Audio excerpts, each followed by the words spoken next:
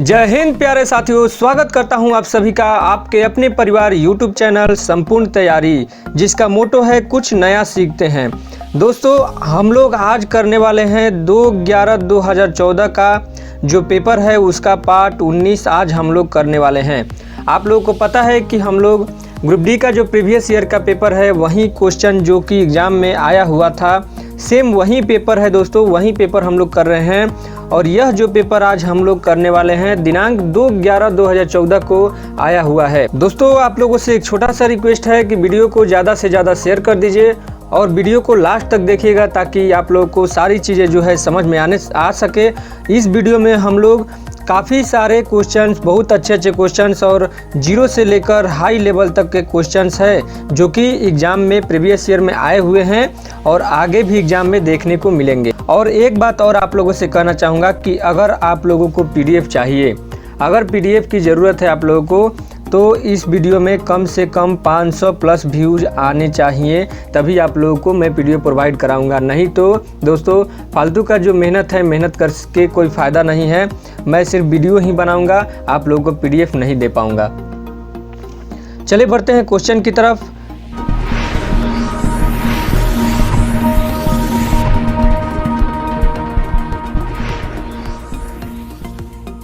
Question है पहला number question, Bhagat Singh, Rajguru और सुखदेव को 23 मार्च 1931 को किस लिए फांसी दी गई थी?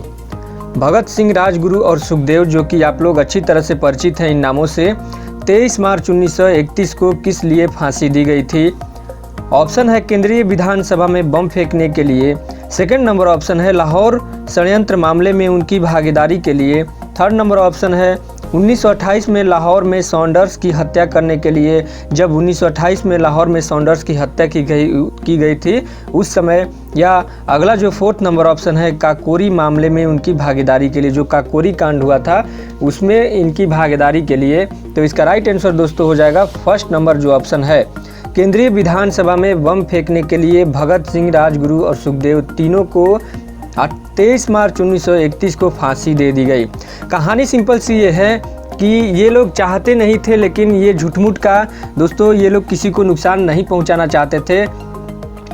ऐसा बोला गया है कि ये लोग दिखाना चाहते थे कि देखिए हम लोगों ने भी, हम हिंदुस्तानियों ने भी बम बनाना सीख लिया है। तो यहाँ पे दोस्तों इन लोगों का जो मकसद था वो किसी को नुकसान पहुँचाना नहीं था। भगत सिंह, राजगुरु और सुखदेव की बात करें, 23 मार्च 1931 को दिल्ली का जो केंद्रीय विधानसभा है वहाँ पे बम फेंकने के लिए फांसी दे दिया गया था। दिल्ली की जो केंद्रीय असेंबली है उसमें भगत सिंह तथा बटुकेश्वर दत्त ने दोनों ने मिलकर 8 अप्रैल 1929 को बम फेंका था और ऐसे स्थान पर बम फेंका था जहाँ पे कोई भी नहीं था, कोई भी व्यक्ति नहीं था, वहाँ पे एकदम खाली था। मैं पहले ही बता चुका हूँ कि इनका मकसद किसी को नुकसान पहुँचाना नहीं था, लेकिन फिर भी दोस्तों अंग्रेज़ों की नीयत ऐसी है कि इन पर मुकदमा चलता है और लाहौर के जेल में इनको फांसी दे दी जाती है।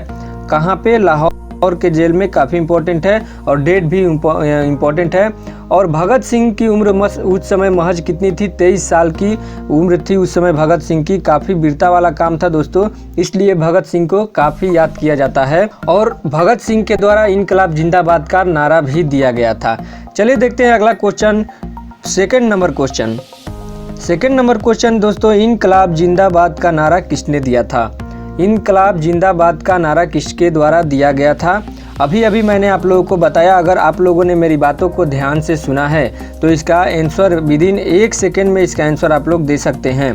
अगर आप लोग इसका आंसर गलत दे दिए या फिर इसका आंसर नहीं दे पाए तो समझ जाइए कि आप लोगों की जो तैयारी है अभी पूरी नहीं हुई है, अभी 50% से भी कम है, क्योंकि इस वीडियो का, इस क्वेश्चन का जो आंसर है मैं अभी आप लोगों को बता चुका हूं।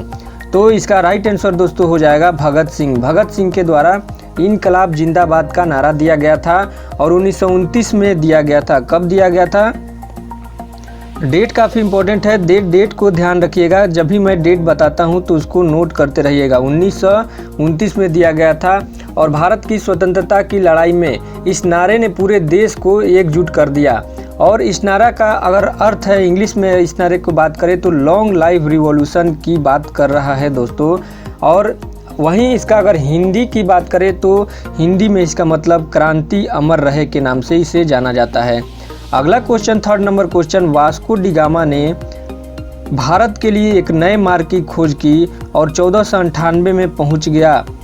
वास्को डी गामा द्वारा भारत के लिए एक नए मार्ग की खोज किया गया और 1498 में पहुंच गया। कहाँ पे वास्को डी गामा 1498 में पहुंचा था? नए मार्ग की खोज करके। तो इसका ऑप्शन है कालीकट, कारीगल, पुलिकट और गोवा। तो राइट आंसर इसका दोस्तों हो जाएगा कालीकट। जो जगह है वो सबसे पहले 1498 ईस्वी में वहाँ पे पहुँचा था वास्को डी गामा भारत के लिए। और वास्को डी गामा की अगर बात करें तो समुद्र के रास्ते, समुद्र में जो कालीकट समुद्र के रास्ते पड़ता है वहाँ पे सबसे पहले आया था। और वहाँ पे समुद्र के रास्ते कालीकट पहुंचकर जो यूरोप में रहने वाले जो यूरोपवासी थे, यूरोपवासियों के लिए जो है भारत पहुंचने का एक नया मार्ग खोजता है। और कालीकट जो है केरल राज्य का एक नगर और पतन वहां पे बनता है। कालीकट जो है केरल में पड़ता है दोस्तों, ध्यान में रखिएगा। बढ़ते हैं अगले क्वेश्चन की तरफ। 4th नंबर क्वेश्चन, संसद में आम बजट किसके द्वारा प्रस्तुत किया जाता है? दोस्तों ये सेम क्वेश्चन है जो 2/11/2014 को आया हुआ है। अगर आप लोगों को लगता है कि सेम क्वेश्चन नहीं है तो आप लोग पेपर उठा के डेट के साथ मैंने आप लोगों को बताया हूँ, डेट के साथ बता दिया हूँ, आप लोग पेपर उठा के देख भी सकते हैं। क्वेश्चन दोस्तों ये बोल रहा है संसद में आम बजट किसके द्वारा प्रस्तुत किया गया है। देखिए दोस्तों, अगर वीडियो आप लोगों को पसंद आ रहा है तो शेयर करने में कंजूसी मत कीजिए। शेयर और लाइक करने में कंजूसी आप लोग कर रहे हैं। इस वीडियो में 500 प्लस कम से कम लाइक और शेयर पहुंचा दीजिए ताकि मुझे भी अच्छा लगे और मैं भी मोटिवेट रहूं। और आपके लिए दोस्तों कल या परसों से क्या होगा कि हिस्ट्री की क्लास आ रही है। कल या परसों से एक हिस्ट्री की क्लास आ रही है जिसमें मैं आगे चर्चा करूंगा कि हिस्ट्री की क्लास कैसी होने वाली है। एक उसके लिए मैं अलग से वीडियो बनाऊंगा। इसका दोस्तों जो आंसर है कि संसद में जो आम बजट है वित्त मंत्री के द्वारा प्रस्तुत किया जाता है। और आम बजट की अगर बात करें, इसमें एक्स्ट्रा नॉलेज की बात कर लेते हैं थोड़ा सा, क्योंकि आप लोग जानते हैं कि मैं क्वेश्चन को बताए बिना समझाए बिना आगे नेक्स्ट क्वेश्चन पे नहीं बढ़ता हूँ, कितना भी समय क्यों न लगे। इसमें दोस्तों भारतीय संविधान के जो आर्टिकल है 112, आर्टिकल 112 में भारत जो केंद्रीय बजट है भारत का, आर्टिकल 112 में वार्षिक वित्तीय विवरण के रूप में वहाँ पे निर्दिष्ट किया गया है। हर एक साल में एक बार जो है आम बजट पेश किया जाता है और प्रत्येक वर्ष जो भारत के वित्त मंत्री हैं उनके द्वारा यह बजट पेश किया जाता है। अभी जो भारत के हमारे वर्तमान जो वित्त मंत्री की अगर बात करें तो निर्मला सीतारमण जी हैं। भारत के वर्तमान वित्त मंत्री की बात किया जाए निर्मला सीतारमण जी हैं, आप लोग ध्यान रखिएगा। बढ़ते हैं अगले क्वेश्चन की तरफ। 4th नंबर क्वेश्चन हो गया दोस्तों। 5th नंबर क्वेश्चन देखते हैं। 5th नंबर क्वेश्चन, राज्य के राज्यपाल के पद पर नियुक्ति सामान्यतः तय अवधि के लिए की जाती है। यह अवधि क्या है? इसका ऑप्शन है दोस्तों, पहला नंबर ऑप्शन है राज्य विधानसभा के शेष कार्यकाल पर निर्भर करता है। सेकंड नंबर ऑप्शन 3 वर्ष, 3rd नंबर ऑप्शन 5 वर्ष और 4th नंबर ऑप्शन 6 वर्ष। तो इसकी अगर हम लोग राइट आंसर की बात करें तो जो 3rd नंबर ऑप्शन है यानी कि 5 वर्ष राइट आंसर हो जाएगा। जो राज्य के राज्यपाल होते हैं उनको 5 वर्ष तक पद पर रखा जा सकता है। और इसमें दोस्तों क्या होता है, यहाँ पे ध्यान दीजिएगा कि आर्टिकल 153 में यह प्रावधान है कि भारत के प्रत्येक राज्य में केवल एक राज्यपाल हो सकता है। भारत के प्रत्येक राज्यपाल में केवल एक राज्यपाल हो सकता है और यह आर्टिकल यानी कि अनुच्छेद 153 में बोला गया है। लेकिन बाद में क्या हुआ कि बाद में ये भी बोला गया, एक संविधान संशोधन हुआ 1956 में। 1956 में एक संविधान संशोधन होता है और वहाँ पे बोला जाता है कि एक या एक से जो वहाँ पे आर्टिकल जो 1956 है उसमें यह बोला जाता है एक ही व्यक्ति 2 या 2 से अधिक राज्यों का राज्यपाल नियुक्त किया जा सकता है। यहाँ पे ध्यान दीजिएगा, एक व्यक्ति जो है 2 या 2 से अधिक राज्यों का राज्यपाल नियुक्त किया जा सकता है, लेकिन एक राज्य का केवल एक ही राज्यपाल होगा। ये 153 आर्टिकल में लिखा गया था और इसको संविधान संशोधन 1956 के तहत यह बोला गया कि कोई भी एक व्यक्ति जो है 2 या 2 से अधिक राज्यों का राज्यपाल हो सकता है। बढ़ते हैं अगले क्वेश्चन की तरफ। 6 नंबर क्वेश्चन मैरी कॉम एक खिलाड़ी है जो हाल ही में समाचारों में रही, वह किससे संबंधित है? 2014 की बात कर रहा है दोस्तों। मैरी कॉम एक खिलाड़ी हैं जो हाल ही में समाचारों में रही, यानी कि 2014 में समाचारों में रही, किस खेल से संबंधित है? ऑप्शन है बैडमिंटन, तीरंदाजी, थर्ड नंबर ऑप्शन है कुश्ती और मुक्केबाजी। तो इसका राइट आंसर हो जाएगा मुक्केबाजी। जो मैरी कॉम है मुक्केबाजी के लिए बहुत ही फेमस खिलाड़ी रह चुकी हैं। और दोस्तों अगर इनके बारे में बात करें तो 2014 का जो एशियाई गेम हुआ था, 2014 का जो एशियाई गेम हुआ था उसमें स्वर्ण पदक जीतने के कारण इन्हें समाचार में लिया गया था, काफ़ी उस समय इम्पोर्टेंट रही थी और मुक्केबाजी से संबंध रखती है। इसका फोर्थ नंबर ऑप्शन राइट हो जाएगा। कहाँ की रहने वाली है? तो दोस्तों मणिपुर के सुराचांदपुर जिला है एक। कहाँ पे रहने वाली है? मणिपुर में दोस्तों एक सुराचांद जिला है, वहाँ पर रहने वाली है। और अगर इनकी जन्म की बात करें तो 1 मार्च 1983 को इनका जन्म हुआ था और 5 बार विश्व मुक्केबाजी चैंपियन की विजेता भी रह चुकी हैं। काफ़ी इम्पोर्टेंट है और काफ़ी शानदार भी है, काफ़ी हमारे जो इंडिया के लिए काफ़ी अच्छी बातें हैं ये सब।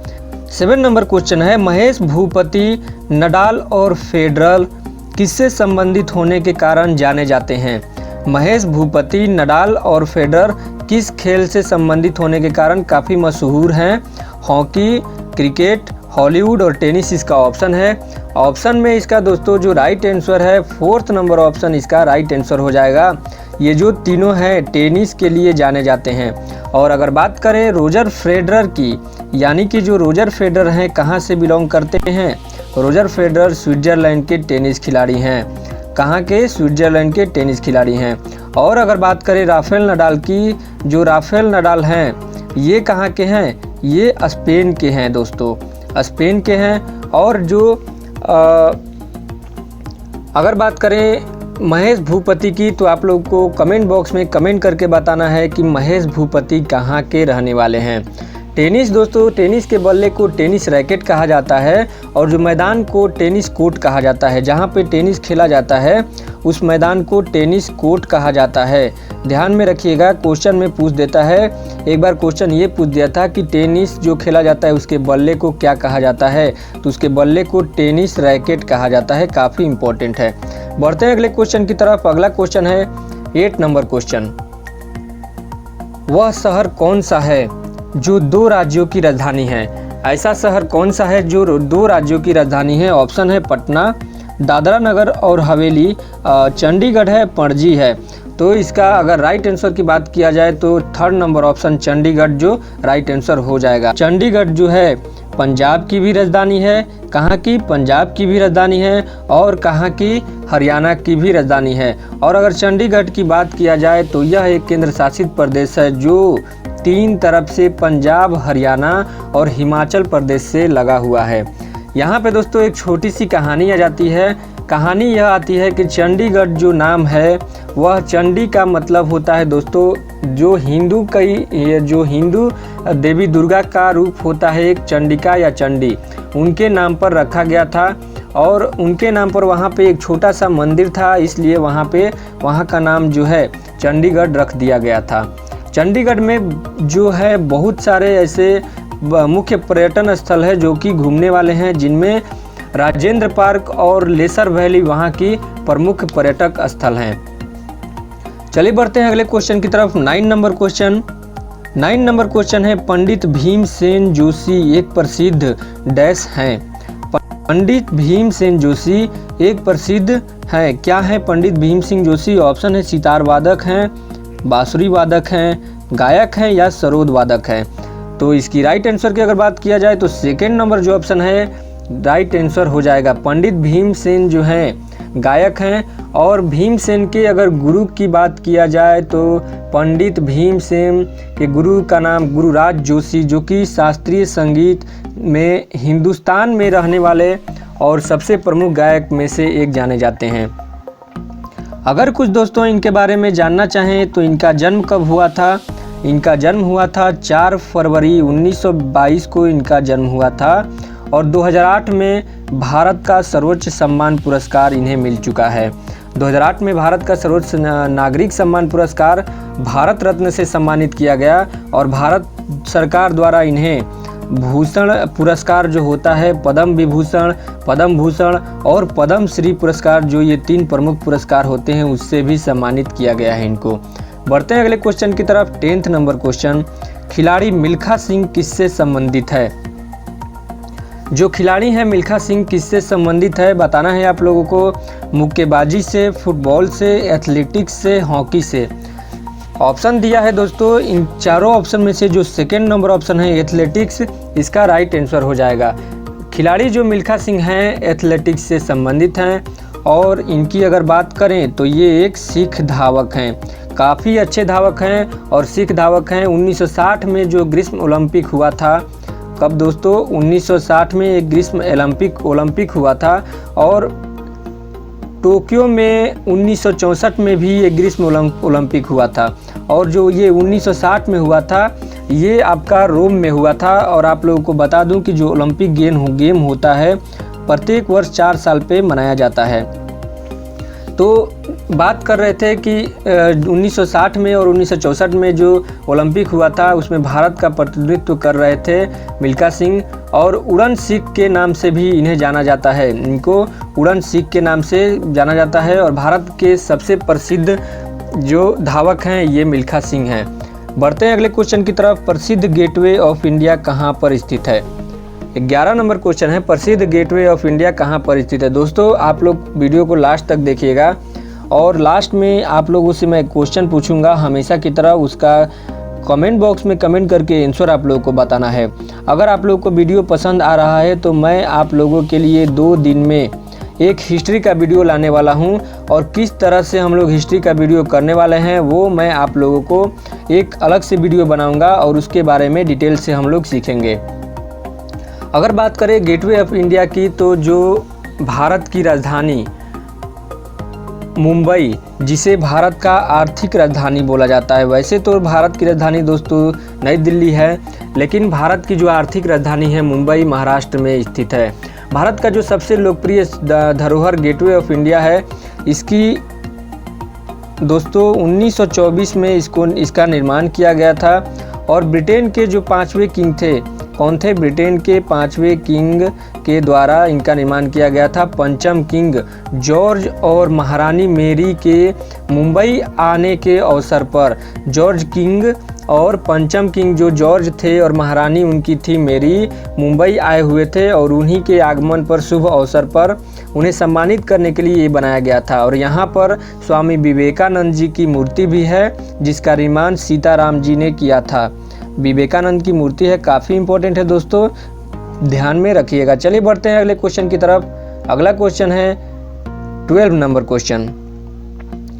12 नंबर क्वेश्चन ये बोल रहा है एफिल टावर किस देश में स्थित है? एफिल टावर किस देश में स्थित है? एफिल टावर कहाँ पर स्थित है? ऑप्शन है रूस में है, यूके में है, यूएसए में है और फ्रांस में है। तो इसका राइट आंसर हो जाएगा एफिल टावर फ्रांस में है। 4th नंबर ऑप्शन राइट हो जाएगा। एफिल टावर फ्रांस के पेरिस शहर में स्थित है और दोस्तों इसकी अगर बात करें तो पिटवा लोहा की जो जाली होती है उससे बना हुआ है और इस टावर का नाम एफिल इसलिए पड़ा क्योंकि एफिल टावर इसे बनाने और डिजाइन करने वाली कंपनी जो थी उनके नाम पर इसका नाम रखा गया। और इसकी ऊंचाई कितनी है, यानी कि इसकी ऊंचाई की बात किया जाए 324 मीटर इसकी ऊंचाई है, यानी कि अगर इसमें हम लोग फीट की बात करें तो कितना हो जाएगा 324 मीटर, यानी कि 1063 फीट के लगभग आसपास अप्रॉक्स में हो जाएगा। बढ़ते हैं अगले क्वेश्चन की तरफ। आरबीआई का संक्षिप्त रूप क्या है? आरबीआई का फुल फॉर्म बताना है। आरबीआई का संक्षिप्त रूप क्या है?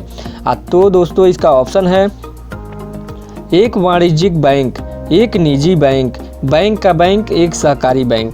तो इसका राइट आंसर हो जाएगा 2nd नंबर ऑप्शन बैंक का bank, reserve bank of India. RBI का संक्षिप्त रूप रिजर्व बैंक ऑफ इंडिया है और इसकी स्थापना मैं आप लोगों को बता चुका हूं कब हुआ था। 1934 में इसकी स्थापना हुई थी। 1 अप्रैल 1935 में इसको अस्तित्व में लाया गया था। ठीक है। और अगर बात करें रिजर्व बैंक का केंद्रीय कार्यालय कोलकाता में सबसे पहले प्रारंभ किया गया था। मुख्यालय जो है, हेडक्वार्टर जो है कोलकाता में, और 1937 में अस्थायी रूप से इसे मुंबई में स्थगित कर दिया गया, मुंबई में स्थापित कर दिया गया था। कब? 1937 ईस्वी में। तो इतनी सारी बातें हमें सीखने को मिली है। बढ़ते हैं अगले क्वेश्चन की तरफ। 14 नंबर क्वेश्चन, दिए गए आंकड़ों का बहुलक क्या होगा। यहाँ पे एक सीरीज दिया गया है और उसमें आप लोगों को बहुलक बताना है, दिए गए आंकड़ों में बहुलक क्या होगा। तो बहुलक निकालने का एक शानदार तरीका दोस्तों होता है, इसमें जो क्वेश्चन दिया हुआ है इसमें देखते हैं कि जो कौन सी संख्या ऐसी है जो सबसे ज़्यादा बार रिपीट हुई है। अब सबसे ज़्यादा बार कौन सी संख्या है जो रिपीट हुई है, यानी कि जो संख्या सबसे ज़्यादा बार रिपीट हुई होगी वही संख्या बहुलक का। यहाँ पे बात कर रहे थे दोस्तों कि जो सबसे ज़्यादा बार रिपीट करता है उसको हम लोग काउंट करते हैं। यहाँ पे 1 जो 18 है 1 बार आया हुआ है, यहाँ पे 2 बार आया हुआ है, यहाँ पे 3 4 5, सबसे ज़्यादा बार 18 आया हुआ है 5 बार। और उसके बाद में देख लेते हैं 47 जो है 47 नहीं है, 33 1 बार आया हुआ है, 2 बार आया हुआ है, उसके बाद 3 बार 4 बार आया हुआ है 33। तो दोस्तों जो 18 है वो है राइट आंसर इसका। 18 जो है सर्वाधिक यानी कि 5 बार आया हुआ है। देखते हैं अगला question 15 number question. 15 number question है 0.09 में 0.008 से मल्टीप्लाई करना है। 0.09 इंटू 0.008। दोस्तों इसको हम लोग सिंपल तरीके से अगर मल्टीप्लाई करते हैं तो 8 का टेबल 9 बार पढ़ते हैं। 8 का टेबल 9 बार पढ़ने पर कितना होगा? 72। 8 का टेबल 9 बार पढ़ने पर कितना होगा दोस्तों? 72। और यहाँ पे देखते हैं हम लोग कि इसमें कितने पर पॉइंट है। इसमें पॉइंट है 2 अंक पर और यहाँ पे पॉइंट है 3 अंक बाद पॉइंट है। तो इस पर हम लोग जोड़ देते हैं, यानी कि 5 अंक बाद पॉइंट हम लोग को लगाना है। यहाँ पे देखते हैं 2 अंक पहले से हो गया है, 3 4 5 यहाँ पे पॉइंट लगा देंगे, यानी कि जो 0.0072 है राइट आंसर हो जाएगा। 0.0072 जो 4th नंबर ऑप्शन है राइट हो जाएगा। चलते हैं अगले क्वेश्चन की तरफ। 16 नंबर क्वेश्चन, कोलकाता और पश्चिम बंगाल दिया हुआ है। कोलकाता और पश्चिम बंगाल दिया गया है। उसी तरह से ऑप्शन को देखते हुए आप लोगों को बताना है कि कौन सा ऑप्शन सही है। कानपुर उत्तर प्रदेश, ग्वालियर मध्य प्रदेश, पुणे महाराष्ट्र और जयपुर राजस्थान। तो यहाँ पे देखिए कैसे सीरीज चल रही है। सीरीज ये है दोस्तों इसमें कि जो लॉजिक है कोलकाता पश्चिम बंगाल, कोलकाता जो है पश्चिम बंगाल की कैपिटल है, कोलकाता पश्चिम बंगाल की राजधानी है। उसी प्रकार जो जयपुर है 4th नंबर जो ऑप्शन जयपुर है, राजस्थान की राजधानी है जयपुर। अगर कानपुर की बात करें तो कानपुर उत्तर प्रदेश की राजधानी नहीं है, उत्तर प्रदेश का राजधानी है लखनऊ। अगर ग्वालियर की बात किया जाए तो मध्य प्रदेश का राजधानी ग्वालियर नहीं है, मध्य प्रदेश का राजधानी है भोपाल। और अगर महाराष्ट्र की बात किया जाए तो महाराष्ट्र का राजधानी है मुंबई। यानी कि ये जो 3rd number option, 1st number option और 2nd नंबर ऑप्शन है बिल्कुल ही गलत है। जो 4th नंबर ऑप्शन है सही है। अगला है 17 number question, Taj Mahal Agra. 17 number question है कि ताजमहल आगरा है, यहाँ पे दिया गया है। तो इनमें से ऑप्शन देख के बताना है आप लोगों को। New Delhi India gate, Lal Qila Delhi, Amritsar स्वर्ण मंदिर और दिल्ली कुतुब मीनार। तो दोस्तों यहाँ पे हम लोग बात करें इसका राइट आंसर की तो राइट आंसर हो जाएगा अमृतसर स्वर्ण मंदिर। जिस प्रकार से ऐसी बात किया जा रहा है यहाँ पे कि फेमस की बात किया जा रहा है। क्या बात किया जा रहा है? यहाँ पे ये बात नहीं हो रहा है कि ताजमहल जो है आगरा में है। यहाँ पे बात ये किया जा रहा है कि जो ताजमहल है आगरा का फेमस है, आगरा के लिए प्रसिद्ध है। उसी तरह से अगर इंडिया गेट की बात करें तो न्यू दिल्ली के फेमस है, नहीं है। अमृतसर में स्वर्ण मंदिर फेमस है, स्वर्ण मंदिर राइट आंसर हो जाएगा। बढ़ते हैं अगले क्वेश्चन की तरफ। 18 नंबर क्वेश्चन। 18 नंबर क्वेश्चन है दोस्तों, ऐसा चिन्ह जो दिया हुआ है ये हम लोग समानुपाती इसको बोलते हैं। क्वेश्चन ये बोल रहा है समानुपाती के बाईं ओर दिए गए अक्षरों या शब्दों में स्थापित समान संबंधों जैसे संबंध दर्शाने के लिए समानुपाती दाईं ओर दिए गए अक्षर शब्द के लिए सही विकल्प का चयन करना है। यानी कि जो बाएं ओर दिया गया है उसी को देखते हुए दाहिने ओर के जो अंक है उसको, दाहिने ओर को जो शब्द दिए गए हैं या अक्षर दिए गए हैं, लेटर दिए गए हैं, उसको संबोधित करना है। यहाँ पे देखते हैं कि इसको कैसे यहाँ पे लॉजिक लगाया गया है। यहाँ पे जेड से क्या आ रहा है? वाई आ रहा है, यानी कि 1 माइनस हो रहा है। यहाँ पे नीचे बना देते हैं दोस्तों, ध्यान से देखिएगा। जेड है और ए है, रेशियो में वाई है और बी है। तो जेड से अगर हम लोग वाई की तरफ बढ़ते हैं तो एक माइनस होता है, और अगर ए से बी की तरफ बढ़ते हैं तो एक प्लस होता है। उसी तरह से अगर बात करें y और c दिया हुआ है, y और c दिया हुआ है, तो y से अगर हम लोग एक माइनस करते हैं तो कितना होता है, y से हम लोग अगर x माइनस करते हैं, y से अगर x माइनस करते हैं तो होता है कितना, एक माइनस करते हैं तो x होता है। और अगर हम लोग बात करें c में एक जोड़ते हैं तो कितना होता है, c में एक जोड़ते हैं तो d होता है, यानी कि x और d हो गया। तो xd दोस्तों यहाँ पे जो है देखते हैं ऑप्शन में कौन सा xd है। ऑप्शन जो दिया है दोस्तों गलत दिया हुआ है, यहाँ पे WD नहीं होगा, XD होगा, यानी कि फर्स्ट नंबर जो ऑप्शन है राइट हो जाएगा। बढ़ते हैं अगले क्वेश्चन की तरफ। 19 नंबर क्वेश्चन, ऐतिहासिक जलियांवाला बाग नरसंहार से मुख्यतः कौन संबंधित है। जलियांवाला बाग आप लोगों को पता है काफ़ी खतरनाक और काफ़ी दर्दनाक भी जलियांवाला बाग जो हत्याकांड कहा जाता है, जो नरसंहार के रूप में भी जाना जाता है, उनसे मुख्य रूप से यहाँ पे संबंधित Lord Dalhousie, Lord Curzon, Lord Ripon और जनरल डायर। तो दोस्तों यहाँ पे अगर बात किया जाए इसका राइट आंसर की, तो जनरल डायर इसका राइट आंसर हो जाएगा। जो जलियांवाला बाग हत्याकांड है 13 अप्रैल 1919 को हुआ था। और इसमें क्या हुआ था कि जो हमारे मजदूर भाई हैं, कुछ लोग जो जलियांवाला बाग है उसमें मिलकर के कुछ मीटिंग कर रहे थे, और तभी क्या हुआ कि हथियारबंद सैनिकों द्वारा जनरल डायर ने उन पर गोली चलाने का आदेश दे दिया कि उन पर गोली चला दिया जाए, और फौजों ने निहत्थे लोगों पर गोलियां चलाईं, जिसके कारण वहां पे सैकड़ों लोगों की मृत्यु हुई। ऐसा कहा जाता है कि वहां की जो मिट्टी है आज भी दोस्तों लाल है। चलिए बढ़ते हैं अगले क्वेश्चन की तरफ। 20 नंबर क्वेश्चन, संसद में रेलवे बजट प्रस्तुत किया जाता है। संसद में रेलवे बजट प्रस्तुत किया जाता है, इसका ऑप्शन है जब कभी भी सरकार इसे उचित समझे, प्रति वर्ष, 2 वर्ष में एक बार, सरकार के 5 वर्ष के कार्यकाल में एक बार। तो इसका राइट आंसर हो जाएगा सेकंड नंबर ऑप्शन। जो रेलवे बजट है, रेल बजट है, वह प्रति वर्ष यानी कि प्रत्येक वर्ष प्रस्तुत किया जाता है।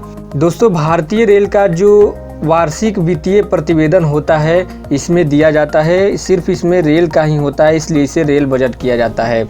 इसे भारत के रेल मंत्री संसद में प्रस्तुत करते थे। क्या होता है दोस्तों, ध्यान दीजिएगा, जो भारत के रेल मंत्री हैं वो संसद में इसे प्रस्तुत करते थे, लेकिन 2017-18 में जो रेल बजट है उसको आम बजट में सम्मिलित कर लिया गया है। पहले क्या होता था कि इसे रेल मंत्री द्वारा संसद में प्रस्तुत किया जाता था, लेकिन 2017-18 में क्या हुआ, 2017-18 में रेल बजट को बदल के आम बजट के रूप में उसे कर दिया गया। यानी कि यह बोला गया कि अब जो 2017-18 के बाद से जो बजट पेश होगा वह संसद में पेश नहीं होगा, आम बजट के रूप में पेश होगा। चलिए बढ़ते हैं अगले क्वेश्चन की तरफ। 21 नंबर क्वेश्चन, भारत के नियंत्रक एवं महालेखा परीक्षक किसके द्वारा नियुक्त किए जाते हैं। भारत के नियंत्रक एवं जो लेखा परीक्षक हैं किनके द्वारा नियुक्त किए जाते हैं। ऑप्शन है वित्त मंत्री, भारत के राष्ट्रपति, भारतीय रिजर्व बैंक के गवर्नर द्वारा और प्रधानमंत्री जी के द्वारा। तो इसका राइट आंसर हो जाएगा भारत के राष्ट्रपति के द्वारा नियुक्त किए जाते हैं। उनकी अगर कार्यकाल की बात किया जाए तो 6 साल इनका कार्यकाल होता है, यानी कि 6 साल या दोस्तों 65 वर्ष की उम्र जो पहले होगा उससे इनको कार्यकाल इनका निर्धारित किया जाता है। या तो सबसे पहले ही उनका 6 साल हो जाए या तो उनका एज 65 साल से ज़्यादा हो जाए। और भारत का एक जो नियंत्रक महालेखा परीक्षक होता है, भारत के संविधान में जो अध्याय 5 है उसके द्वारा स्थापित किया गया एक पदाधिकारी है, जो कि भारत के सभी प्रादेशिक सरकार का जो आय व्यय होता है उसका लेखांकन करता है। बढ़ते हैं अगले क्वेश्चन की तरफ। राज्य विधानसभा का सामान्य कार्यकाल कितना होता है। राज्य विधानसभा का सामान्य कार्यकाल कितना होता है। ऑप्शन दिया है 4 वर्ष, 6 वर्ष, 3 वर्ष और 5 वर्ष। विधानसभा का सामान्य कार्यकाल की बात कर रहा है तो इसका राइट आंसर हो जाएगा 5 वर्ष, जो कि राज्य विधानसभा की बात कर रहा है। दोस्तों राज्य विधानसभा का जो कार्यकाल होता है 5 वर्ष का होता है, लेकिन 2014 में दोस्तों क्या था कि जम्मू कश्मीर राज्य विधानसभा का जो कार्यकाल था 6 वर्ष था। लेकिन अभी क्या हो गया है कि अभी जो भारत का संविधान है उसी संविधान को जम्मू कश्मीर भी फॉलो करेगा। और इसमें एक राज्य के जो 18 वर्ष से अधिक आयु के वर्ग के जो नागरिक है सीधे तौर पर चुने जा सकते हैं। ऐसा इसलिए होता है दोस्तों क्योंकि जो विधानसभा के सदस्य होते हैं राज्य के लोगों के द्वारा प्रत्यक्ष चुने जाते हैं, इसलिए ऐसा होता है। बढ़ते हैं अगले क्वेश्चन की तरफ। कौन सा स्पोर्ट, अगला क्वेश्चन दोस्तों है कौन सा स्पोर्ट खेल एक खिलाड़ी द्वारा एकल रूप से खेला जाता है। ऑप्शन दिया हुआ है कबड्डी, शतरंज, वॉलीबॉल और खो खो। और क्वेश्चन ये है कौन सा स्पोर्ट खेल एक खिलाड़ी द्वारा एकल रूप से यानी कि सिंगल रूप से खेला जाता है। तो इसका राइट आंसर हो जाएगा शतरंज। ऑप्शन नंबर 3 है शतरंज, इसका राइट आंसर हो जाएगा। शतरंज सबसे पुराने खेल में से एक होता है जिसमें 2 प्रतिद्वंदी होते हैं और एक ऐसा चौकोर बोर्ड होता है जिसमें कि रो और कॉलम बने होते हैं और इसमें कुछ गोटियां होती है जैसे राजा हो गए, वजीर हो गया, हाथी होता है, ऐसे जो उसको हम लोग मोहरे बोलते हैं। अगला क्वेश्चन है 24 number question. Sushil Kumar Olympic पदक विजेता किससे संबंधित हैं? सुशील कुमार ओलंपिक पदक विजेता किससे संबंधित है? ऑप्शन है तीरंदाजी, मुक्केबाजी, कुश्ती और निशानेबाजी। तो इसका राइट आंसर हो जाएगा कुश्ती से संबंधित हैं। सुशील कुमार जी कुश्ती से संबंधित हैं और भारत के कुश्ती पहलवान हैं जिन्हें 2012 में क्या हुआ था दोस्तों, 2012 में लंदन में जो ओलंपिक हुआ था उसमें रजत पदक मिला था और 2008 में जो बीजिंग में ओलंपिक हुआ था उसमें कांस्य पदक इनको मिल चुका है और लगातार 2 ओलंपिक में इन्होंने पदक जीते हैं और भारतीय खिलाड़ी भी हैं, तो काफ़ी इम्पोर्टेंट है। अगला देखते हैं 25 नंबर क्वेश्चन। शब्द ग्रैंड स्लैम किस खेल से संबंधित है? जो ग्रैंड स्लैम शब्द है किस खेल से संबंधित है आप लोगों को बताना है। ऑप्शन है tennis, volleyball, table tennis, basketball. Grand slam खेल किससे संबंधित है? तो इसका राइट आंसर हो जाएगा टेनिस से संबंधित है। टेबल टेनिस नहीं है दोस्तों, ओनली ऑन टेनिस होगा। शब्द जो ग्रैंड स्लैम है टेबल टेनिस से नहीं, टेबल टेनिस से संबंधित नहीं है, कंफ्यूज मत होइएगा, टेनिस से संबंधित है। और यह एक वित्तीय वर्ष में दोस्तों 4 ग्रैंड स्लैम खेले जाते हैं। एक वित्तीय वर्ष में 4 ग्रैंड स्लैम होते हैं और इन 4 ग्रैंड स्लैम टूर्नामेंट को मेजर कहा जाता है। क्या कहा जाता है? इन 4 जो टूर्नामेंट होते हैं उन्हें मेजर कहा जाता है। 1877 ईस्वी में सबसे पहला विंबलडन शुरू हुआ था दोस्तों। सबसे पहला जो विंबलडन है 1877 ईस्वी में शुरू हुआ था। और अगर बात करें 1881 ईस्वी में यूएस ओपन जो है, यूएस ओपन शुरू किया गया था। यूएस ओपन जो खेल होता है वह शुरू किया गया था। उसके बाद में 10 वर्ष बाद यानी कि 1891 ईस्वी में फ्रेंच ओपन शुरू किया गया था। 1891 ईस्वी में फ्रेंच ओपन शुरू किया गया था और 1905 ईस्वी में आपका आ जाता है जब बंगाल विभाजन के समय 1905 में जब बंगाल विभाजन के समय ऑस्ट्रेलियन ओपन की शुरुआत की गई थी। ऑस्ट्रेलियन ओपन की शुरुआत की गई थी 1905 में। काफ़ी इंपॉर्टेंट है, डेट ध्यान में रखिएगा। अगला क्वेश्चन है, बढ़ते हैं अगले क्वेश्चन की तरफ दोस्तों। अगला क्वेश्चन यहाँ पे दिया गया है, किसने कहा था तुम मुझे खून दो मैं तुम्हें आज़ादी दूंगा। क्वेश्चन ऑफ द डे है ये आज का, तुम मुझे खून दो मैं तुम्हें आज़ादी दूंगा किसके द्वारा कहा गया कथन है। इसका जो आंसर है कमेंट बॉक्स में कमेंट करके बताना है और शेयर करने में ज़्यादा कंजूसी आप लोग मत किया कीजिए, ज़्यादा से ज़्यादा शेयर कीजिए ताकि आप लोगों को ज़्यादा से ज़्यादा चीज़ें मिल सकेंगी। वीडियो देखने के लिए दोस्तों आप सबका बहुत बहुत धन्यवाद। अगर आप लोगों को वीडियो पसंद आया है, वीडियो अच्छा लगा है और अगर आप लोगों को थोड़ा बहुत भी नॉलेज हुआ है, कुछ भी नया अगर आज सीखने को मिला है तो वीडियो को शेयर ज़रूर कीजिएगा। और आप लोगों से रिक्वेस्ट है कि जो एक बच्चे हैं 10 लोगों को कम से कम ज़रूर ज्वाइन करवाएं। एक बच्चे अगर 10 लोगों को ज्वाइन करवाएंगे और लाइक सब्सक्राइब करवाएंगे तो हमारा जो चैनल है काफ़ी अच्छी तरीके से और भी बेहतर तरीके से परफॉर्म कर पाएगा। मिलते हैं अगले वीडियो में, तब तक के लिए आप सबका बहुत बहुत धन्यवाद। जय हिंद।